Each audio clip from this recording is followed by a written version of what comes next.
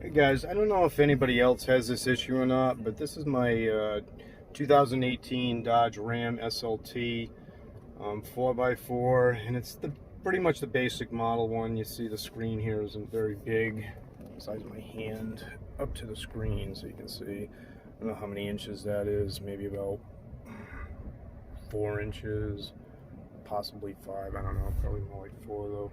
But my backup camera is obviously doing this more and more now. It's either this or it can't find the signal lost or whatever. It comes up with an error. So I'm just kind of curious if anybody else has these type of issues with their Dodge Ram backup cameras.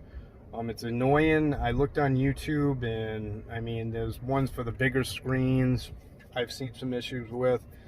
I don't know if there's any way to correct the issue or if it's just, you know, just a bad system they put in these things. But in any case, this is the video. This is what I see most of the time, so I end up using my mirrors because this thing is just totally unreliable.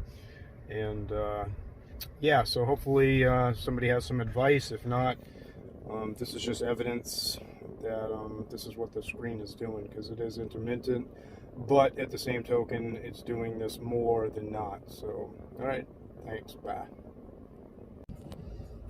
Okay, this is the other screen that I get. Camera system unavailable.